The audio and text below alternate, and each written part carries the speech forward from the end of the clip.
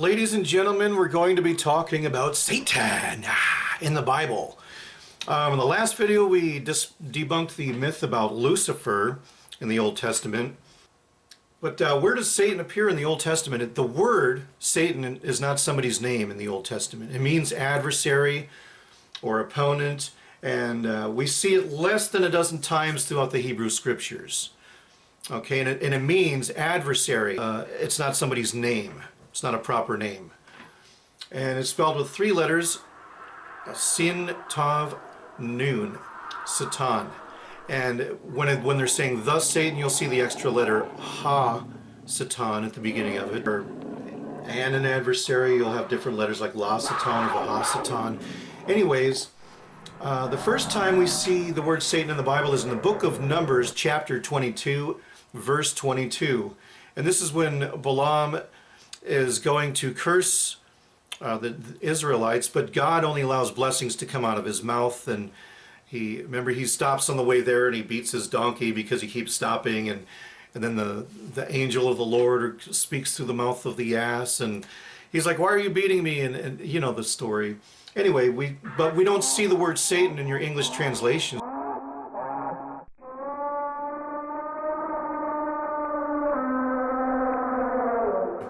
Or an adversary. Then in the books of the prophets, we see the word Satan appear several times in the first book of Samuel, chapter 29, verse 4. And it's referring to a soldier as an adversary, and the word is spelled La Satan.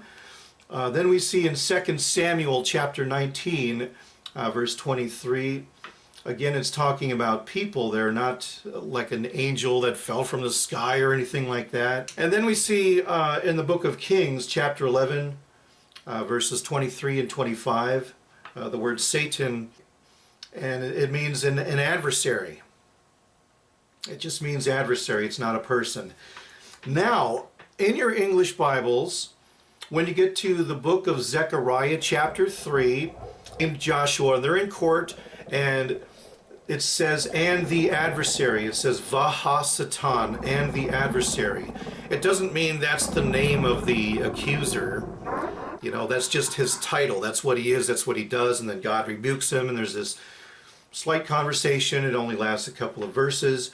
But anyway, then you get to the writings, which is not part of history in the Bible. It's not prophecy or messianic prophecy. We see the word in the book of Psalms 109, verse 6. Vasatan, an accuser.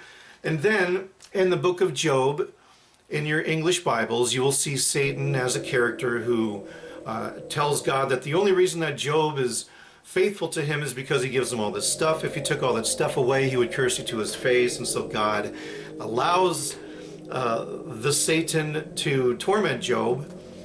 So we see the word Satan again in the first two chapters, Ha-Satan, the adversary. But in your English translations, they're going to translate that as Satan as a proper noun, as the name of a devil with a capital S. So I know that there is no God called Satan in Judaism, because the very last time in the Bible that we see the word Satan is in 1 Chronicles chapter 21, verse 1.